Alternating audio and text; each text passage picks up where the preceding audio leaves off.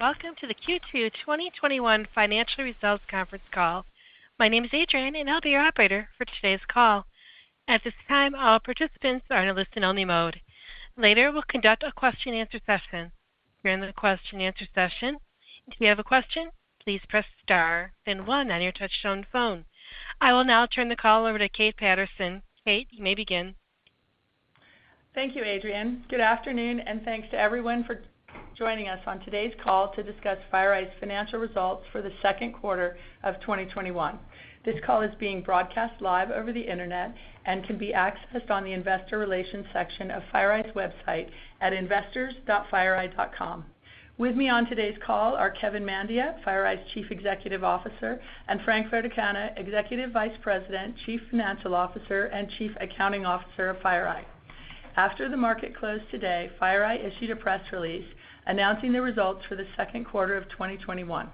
Before we begin, let me remind you that Fireeye's management will make forward-looking statements during the course of this call, including statements relating to the company's guidance and expectations for future financial results and metrics, the sale of Fireeye products business, including expectations regarding timing for the completion of the transaction and effects of the transaction, the company's priorities, initiatives, plans, and investments, drivers and expectations for growth and business transformation, expectations, benefits, capabilities, and availability of new and enhanced offerings, market opportunities, and go-to-market strategies. These forward-looking statements involve a number of risks and uncertainties, some of which are beyond our control, which could cause actual results to differ materially from those anticipated by these statements. These forward-looking statements apply as of today, and you should not rely on them as representing our views in the future, and we undertake no obligation to update these statements after the call.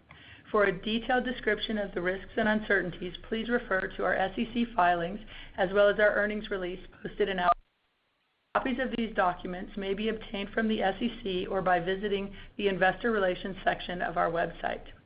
Additionally, certain non-GAAP financial measures will be discussed on this call. We have provided reconciliations on these non-GAAP financial measures for the most directly comparable GAAP financial measures in the Investor Relations section of the website, as well as in the earnings release. Finally, I'd like to point out that we will be posting supplemental slides and financial statements on the Investor Relations section. With that, I'll turn the call over to Kevin. Thank you, Kate, and thank you to all of you for joining us today on this call. We appreciate your interest and support. The Fireeye Products and Mandiant Solutions teams remained focused and executed well against their plans for Q2, delivering results consistent with our company-wide guidance ranges for all key financial metrics. On a combined basis, we posted our best billings growth since the first quarter of 2016, up 23% year over year, and we added 248 new logo customers, up from 223 in the second quarter a year ago. We also closed 47 transactions greater than $1 million, up from 39 in the second quarter of 2020. Today, I'd like to share some highlights from the second quarter. I will then discuss our Mandiant strategy and how our innovation is creating even greater opportunities for growth. On our first quarter call, we reported on the progress we had made in our transformation to become a security-as-a-service company. In Q2, we accelerated the pace of this transformation with the announcement of our plans to divest our Fireeye products business in a $1.2 billion transaction with Symphony Technology Group. The divestiture allows both the Fireeye products and Mandiant Solutions businesses to optimize their respective investments and go-to-market strategies while continuing to support our joint customers with best-in-class threat detection based on shared threat intelligence. We believe the divestiture will benefit our customers by accelerating innovation, create new opportunities for our employees, and lead to an increased growth for both businesses. As a separate company, Mandiant will focus on delivering solutions and services through the Mandiant Advantage platform, further accelerating our transition to subscription-based services and solutions. Even with the potential distractions of the divestiture of the Fireeye products business, we remain focused on our mission of protecting our customers and continue to execute well in the second quarter. Mandiant Solutions billings grew 44% year over year, and our ARR grew 19% year over year. Mandiant Solutions were included in 18 of our 20 largest deals in the second quarter. Mandiant Consulting Services had its 13th straight record quarter, reporting year-over-year revenue growth of 26% and revenues of $62 million. Demand for Mandiant expertise has never been stronger. We exited the second quarter with nearly $109 million in deferred services revenue, representing a strong backlog of work. We are scaling our capacity to meet the demand. We are also building our expertise and intelligence into the modules of the Mandiant Advantage platform to extend our expertise and reach far beyond the number of customers we can reach through services alone. We focused on growing our strategic transformation services, which help organizations mature their security posture. Growth in strategic services revenues was approximately 45% higher in the first half of 2021 compared to the same period in 2020. We also strengthened our position as a strategic partner to our customers. The constant evolution of the threat landscape and the rapid pace of innovation in information technology requires organizations to adapt their cybersecurity measures to maintain resilience. As a trusted advisor in this ongoing process, we work continuously with our customers to ensure security effectiveness.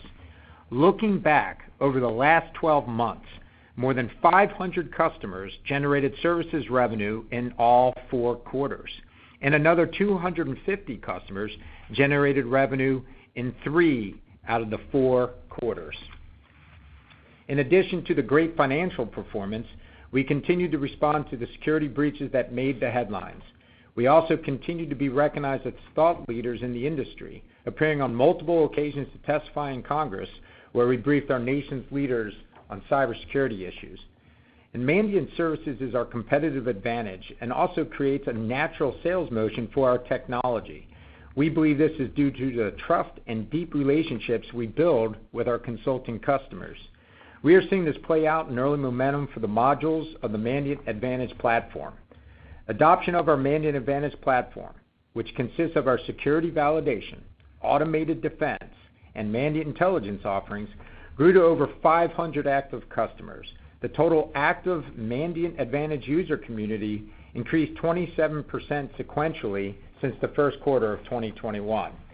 Mandiant Intelligence, delivered via the Mandiant Advantage platform, had a record quarter for new logos.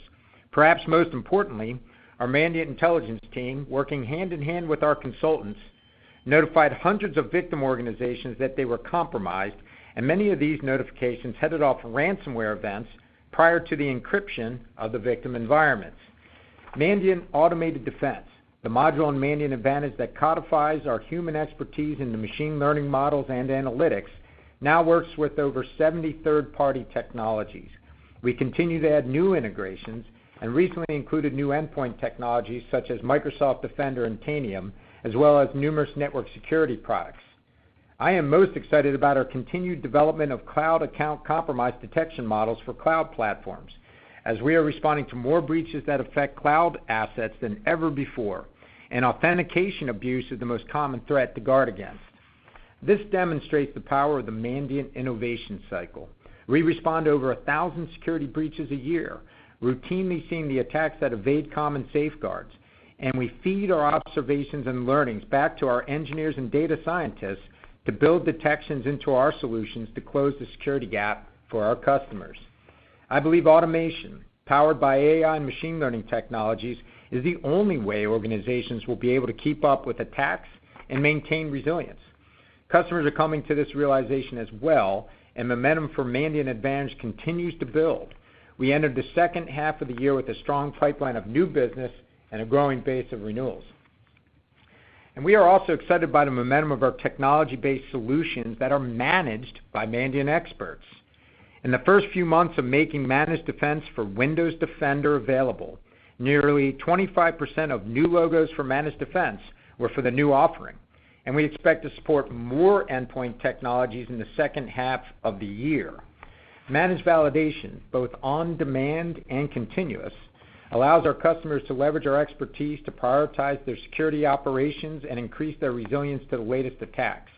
The new offering is generating growing interest with customers, and we closed a multi-million-dollar Managed Validation transaction already in the third quarter. The combination of increasing threats and a growing shortage of cybersecurity skills means in-house teams are overworked, and they may lack the expertise or visibility to manage their security controls and security posture. Our follow-the-sun model for Managed Defense and Managed Validation means customers can add expertise to their in-house capabilities, closing both the time and skills gap in their security coverage. In Q2, Mandiant Solutions billings performance and our outlook for the second half show the progress we have made executing on the Mandiant strategy.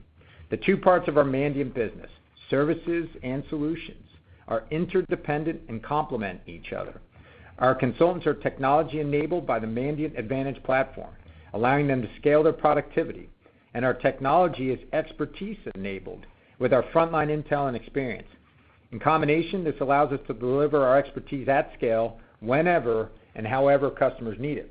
Going forward, we plan to continue building on our Mandiant Advantage strategy, automating human tasks and applying machine learning to create a super analyst, a technology that thinks, learns, and makes recommendations to make our customers more secure.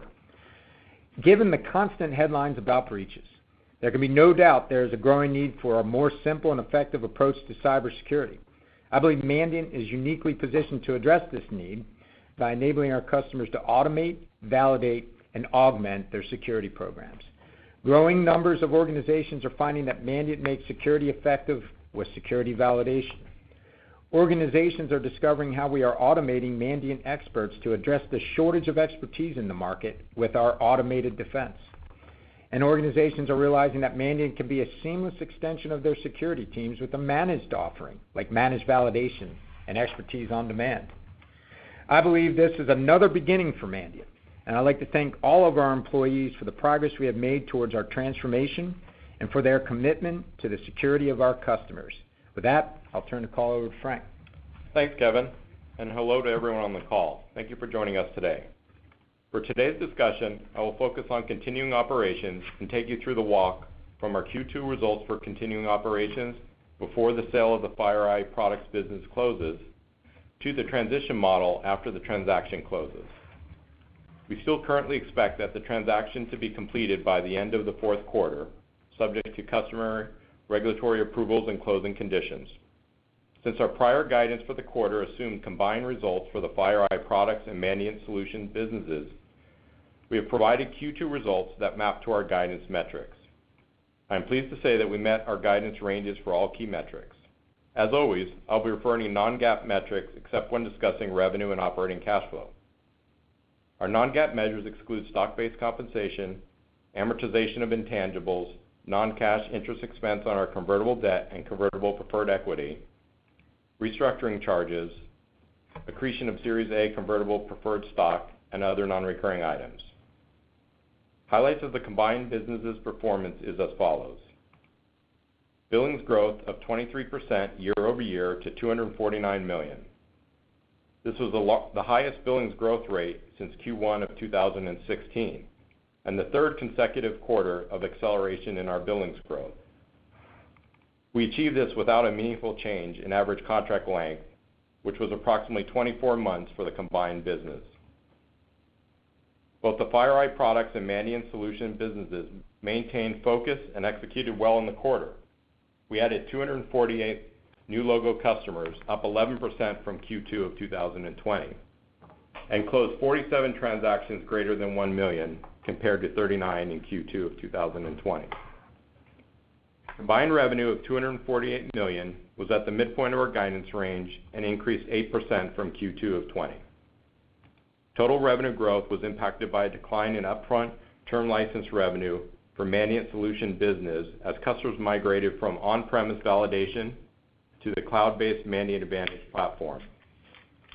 I will go into more detail on this continuing ops revenue discussion area, but if term license revenue had been consistent with historical trends, the Mandiant platform and cloud revenue would have been several $1 million higher.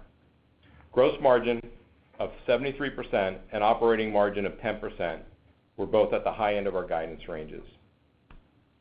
We generated 9 cents in earnings per share and operating cash flow of $23 million. Now let's look at the reported results for continuing operations, or the Mandiant Solutions business. Mandiant Solutions billings increased 44% from Q2 of 2020, with strong performance in both professional services and platform cloud subscription and managed services. We ended the quarter with record deferred revenue of $297 million.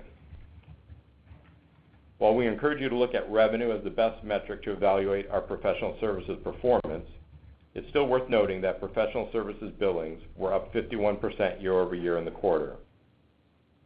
Professional services revenue performance was equally impressive, growing 26% year-over-year as we continue to scale our capacity. The platform cloud subscription and managed services category grew billings 37% year-over-year in the second quarter, bringing its first half 2021 growth to more than 50% over the first half of 2020. This impressive performance is largely organic, as we are only now starting to close deals in the pipeline for automated defense.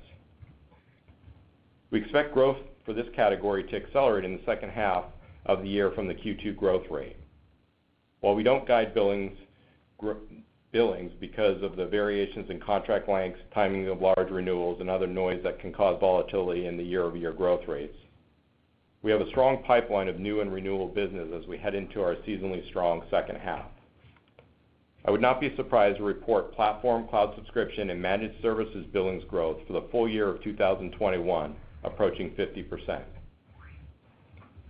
Growth in platform cloud billings was driven by solid results in Intel and managed defense, which are both well established in the market, and growing momentum for the Mandiant Advantage platform following the integration of validation and automated defense modules. Since billings are a leading indicator in ratable subscription models, the sustained growth in Mandiant Solutions subscription billings gives me confidence in our ability to accelerate our revenue growth in the future to levels consistent with the long-term model we outlined at the time of the divestiture announcement. Turning to the translation of our strong billings performance into revenue, while the integration of validation and automated defense into the cloud-based Mandiant Advantage platform is a big step in our transformation to a SaaS company and a huge positive for both customers and the company, it did create a headwind to revenue growth for the platform cloud subscription and managed services category in the second quarter. A little more detail will explain why. Prior to the integration of validation module into the Mandiant Advantage platform, customers had the option of cloud or hybrid and on-premise deployments.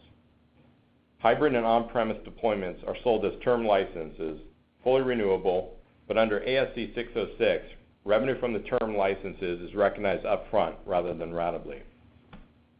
In Q2, with the launch of the Mandiant Advantage validation module, an increasing number of both new and renewal customers opted for the cloud deployment over on-premise. As a result, upfront license revenue declined on both a sequential and year-over-year basis. This had the effect of suppressing the revenue growth rate for the platform cloud subscription and managed services category, which came in at 8% year-over-year growth. It is not always possible to forecast which way a customer will deploy in any given quarter, but the longer-term trend to cloud-based subscriptions is clear and a positive for our company and our financial model.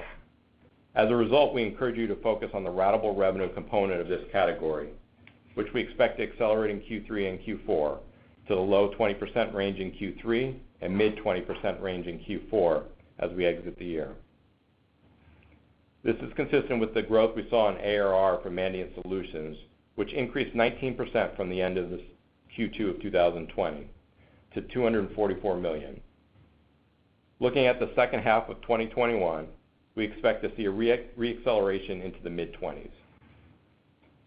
Now let's look at our operating expenses and margin. Accounting for discontinued operations related to the sale of Fireeye products business requires aggregation of all revenue and directly attributable costs to be aggregated into net income from discontinued operations, which is what you see on the face of our financial statements. Expenses for shared resources and shared programs, including nearly all our general and administrative and IT employees and events or marketing campaigns, are included in the expenses of continuing operations, even if they support or benefit the discontinued operations. Included in the Q2 operating expenses of continuing operations are approximately $15 million in expenses incurred to support the Fireeye products business, and a further $3 million in expenses for shared program and other overhead that would have been allocated to Fireeye products business under segregated reporting for the combined company. The $18 million swing had the effect of reducing the operating margin of Mandiant Solutions business by approximately 16%, and increasing the margin performance of the Fireeye products business by approximately 14%. The allocation of these cash expenses to continuing operations also reduced the reported cash flow results for continuing operations. Note that after the transaction closes, we expect most of these costs of shared resources incurred to support Fireeye products to be reimbursed under the transition services agreement. This means that the timing of the close will have a significant impact on Q4 operating results. Therefore, we are only providing Q3 guidance at this time. For the third quarter, we expect revenue for continuing operations of $118 to $122 million, using the same assumptions of approximately 50% professional services and 50% platform and cloud subscription mix, and 10% of the platform cloud bucket expecting to be upfront term licenses. Since the majority of ratable revenue is already sitting in deferred revenue, variation in the mix of term licenses within the billings is the biggest swing factor. At 10% of platform cloud billings, this represents a headwind to revenue of approximately $1 to $2 million in Q3 compared to a year ago. Since the transaction is not expected to close before the fourth quarter, from an expense standpoint, we will continue to have the shared resources and programs in continuing operations, so we currently expect Q3 to look similar to Q2, plus incremental expense in sales and marketing for the ramping up of the Mandiant brand, which is reflected in our guidance. I know we've given you a lot of information here, so let me summarize by reiterating how confident we are about the future of Mandiant Solutions and our ability to drive accelerating growth and operating leverage after we get through this transition period and close the transaction. I will now turn the call over to the operator for questions. Thank you. We'll now begin the question and answer session. If you have a question, please press star, then 1 on your touch-tone phone. If you wish to be removed from the queue, please press the pound sign or the hash key. If using a speakerphone, you may need to pick up the handset first before pressing the numbers. Once again, if you have a question, please press star, then 1 on your touch-tone phone. And our first question comes from Hamza Fodderwala from Morgan Stanley. Your line is open. Hey guys, thank you for taking my question. Frank, first question for you. There was quite a lot there. I just want to basically, try to level set. So, I imagine the ARR metric and for the continuing operations, the Mandiant business is going to be the key metric there. So, it seems like the consulting portion of that ARR was quite strong. I think I heard 26% revenue growth. I'm not sure exactly on what it was on an ARR basis. And then how fast did sort of the SaaS or the managed defense part of that business grow? Yeah, so I think the way to look at it is, right now in Mandiant Solutions, you have the professional services revenues that are not contributing to ARR, but did grow 26% year over year from a revenue perspective. And then you've got the SaaS subscription part of Mandiant Solutions that did grow 19% year over year from an ARR basis. It also grew 37% from a billings basis. Okay, got it. That's helpful. And then just on the expectation for ARR growth to kind of accelerate in the mid-20s in the back half, and then revenue growth to sort of accelerate. I think I heard low 20s in Q3 and mid-20s in Q4. What's sort of driving the confidence in that, other than perhaps obviously what's a strong demand environment? Is it like maybe a couple more quarters until the sales or the go-to-market traction kind of gets its feet underneath it, like as a standalone Mandiant business? Yeah, it's really, if you look at the launch of the different Mandiant Advantage platform, we see the pipeline building up. We also see a lot of traction in some of the new offerings. A great example is in the quarter, 25% of our new managed defense customers were customers that we are supporting on Microsoft Defender endpoint. So, by opening up, some of the different modules and different capabilities, we have a lot of confidence in the outlook for the next couple of quarters and beyond. And we see that in the pipeline. We also saw some very nice deals that we closed in July on the platform and cloud side. Got it. And just on the go-to-market motion, is that do you feel comfortable there from like a sales productivity standpoint that, as, the standalone Mandiant business that, the go-to-market motion is sort of starting to hum along, or is that going to take maybe a few more months? No, I think, we've definitely seen it in the pipeline, and we've seen it in just the number of reps that are now selling some of the newer products. I think we have a lot of confidence that, they've got their sea legs on them on selling the solution side, and, post-close of this transaction, I think we're going to be in a really good spot from a capacity and productivity standpoint. Yeah, we've done a great job of educating the sales force. I mean, they're less than 2 months removed from not aware of the divestiture, so you're going to get, a little bit of disruption there. But they're back and on target, and they're incented to sell Fireeye products and Mandiant solutions. And right now, what I see when you have an alignment of strategy, you get a focus. The folks that will be in a go-forward basis on Mandiant will be, I think, way more productive selling things like we're number one in intelligence, we're number one in incident response. We're creating a automated defense based on our number one intelligence and our number one breach intelligence. With focus will come better results.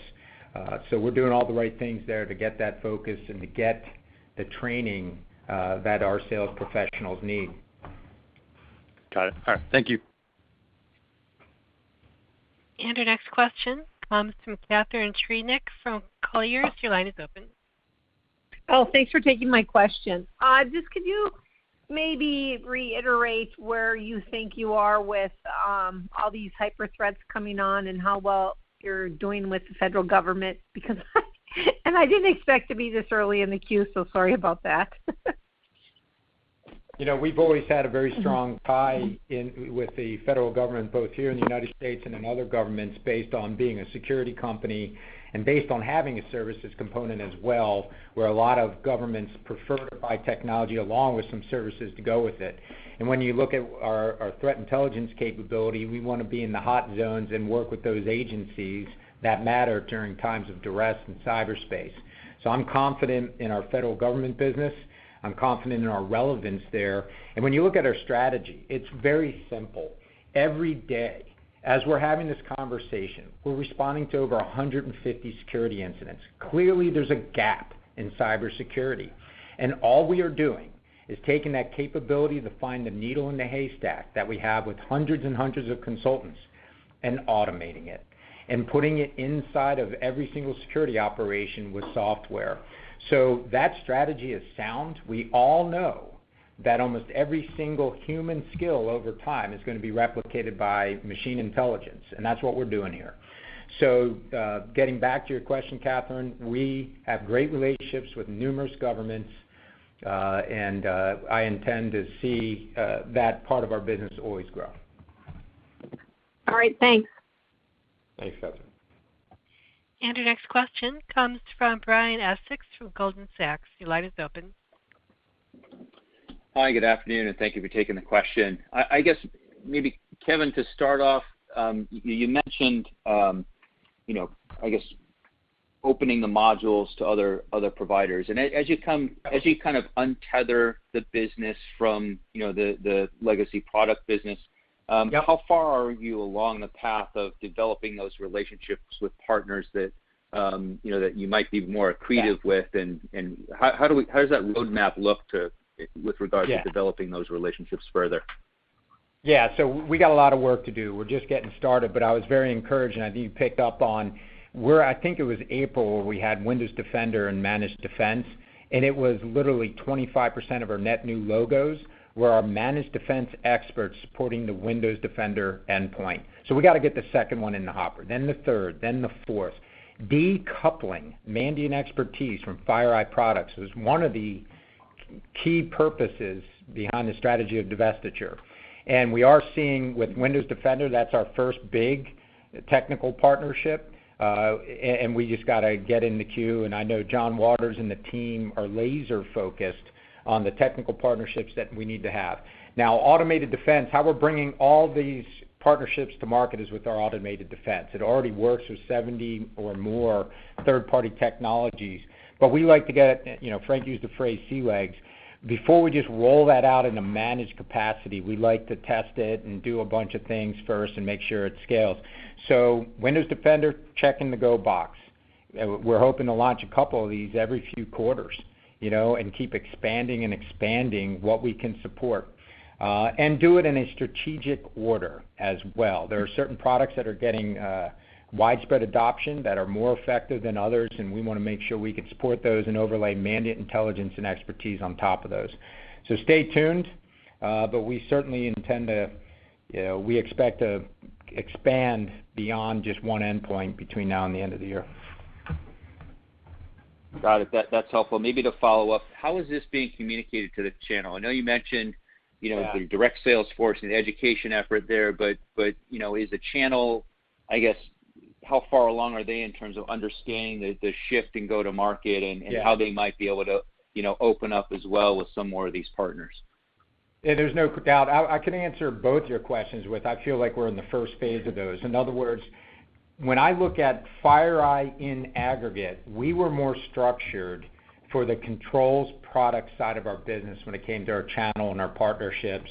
As Mandiant becomes a separate entity, we just hired Aaron Joe from the FBI to lead some of our strategic partnerships with the government, and you're going to see us build out an additional capability and a prioritization of who are our strategic partners, who are our channel partners. Now, we have some already, and there was always some overlap between the Fireeye channel partners and the Mandiant channel partners.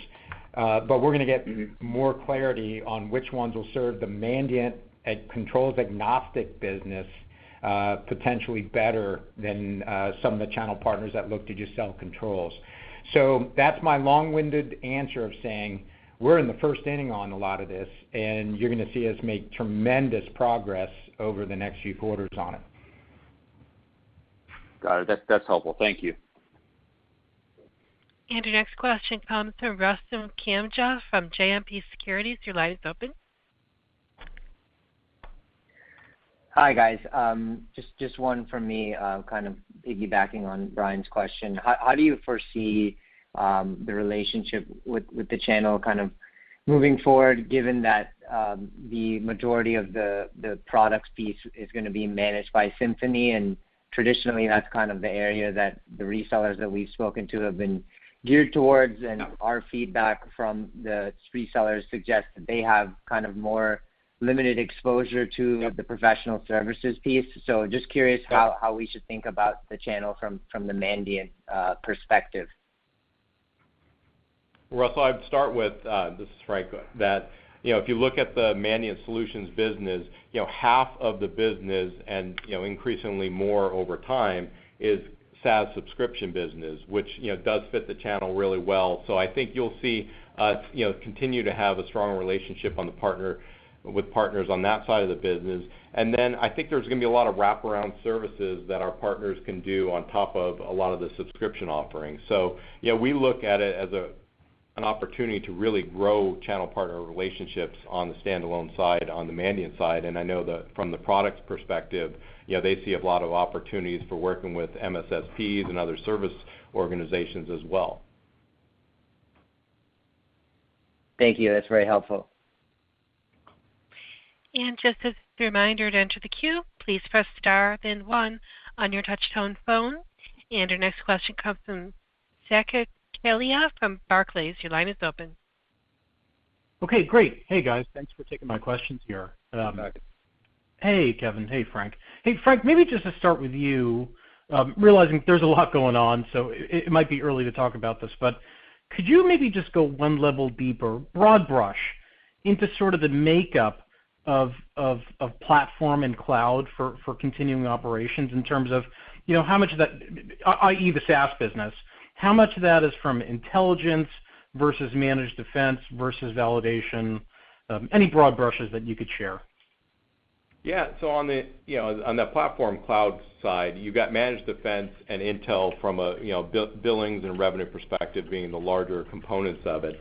But then you've got validation and automated defense expecting to have much larger growth rates, and then over time getting to be similar sizes. So we've obviously had intel and managed defense for quite some time, so we've built a pretty big base of customers and revenue there.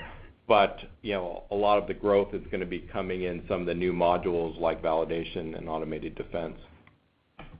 Got it. That makes a lot of sense. Kevin, maybe for you, just off that point, how do you kind of think about the competitive backdrop for the threat intel business? I mean, I imagine that Mandiant has an advantage. Yeah, I guess pun intended, right? I guess Mandiant has an advantage with the incident response business. But how do you sort of think about all the noise out there with other folks that have threat intel as well? Does that make sense?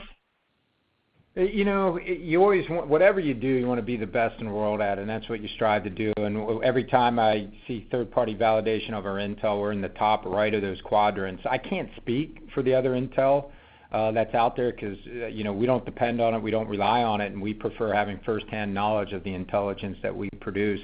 The only way to get that firsthand intelligence is to have, hundreds of responders out there on the front lines. I can tell you how I measure how well we're doing with intel is if I wake up and see a headline, I'm calling Jürgen Kutcher, who runs our professional services. Hey, are we on the ground there? And when I get, 90% of the time, it seems like every time I see a headline, we're on the ground responding firsthand. My next question is, hey, are our customers safe from this? Have we already built the detections into our technology? I'm not getting distracted by what other folks are doing. There may be good offerings out there. On any given day, one company may be on the front lines with intel, other companies don't have. All I know is we were structured, and it's strategically important to respond to security breaches to have the best intel. So that's what we did. And then to augment that, we have nearly 300 threat analysts that speak over 30 languages in over 25 countries. I am confident that doesn't exist in the private sector anywhere else. So if somebody wants to, say they're in the threat intelligence business, I'd be interested in how, do they have a global infrastructure doing collections like we do? Got it. And if I could squeeze in one more, maybe for you, Frank, kind of just a similar question just on makeup, but maybe shifting to the services business. I guess how do you think about sort of the subcategories within that services line? I think we all think about incident response, but any sort of broad brush on kind of how much is IR versus training versus and anything else that might be in that line? Yeah, so Saket, we've historically said we've been around 35% of incident response. Last couple quarters, Q1 and beginning Q2, we're closer to 40% incident response. And then the balance of that really is made up of all the strategic consulting services like compromise assessment, red teaming, strategic program assessments.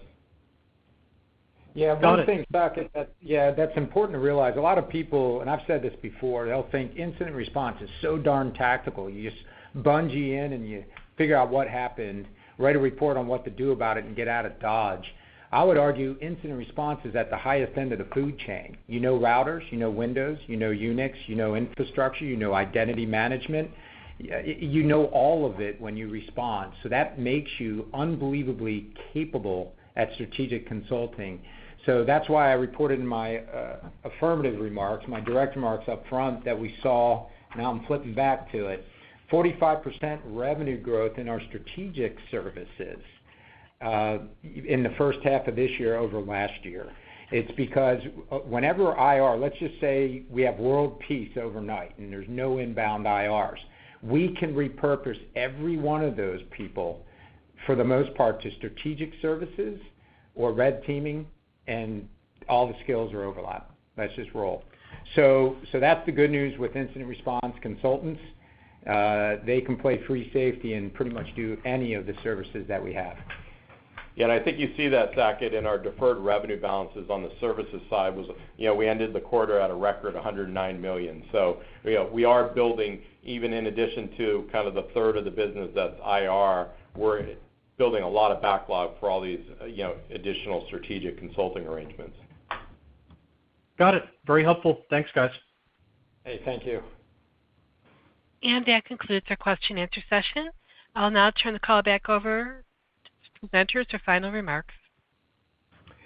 Well, first I want to thank the Fireeye employees. We had a heck of a quarter. When you look at the quarter and what we had to accomplish with the divestiture, We had to go through a lot of speed bumps, and all of our jobs doubled during the quarter. We're doing all the right things. We have an alignment of strategy for Mandiant, and when you have an alignment of strategy, you actually have an easier execution path. So I'm very confident in what we've done, very excited about the second half of the year. But I just want to end this call with a thank you to the Fireeye employees for staying steadfast and staying focused. And thank you to all of you for joining us on this call. Look forward to speaking with you in 90 days. Thank you, ladies and gentlemen. This concludes today's conference call. Thank you for participating, and you may now disconnect.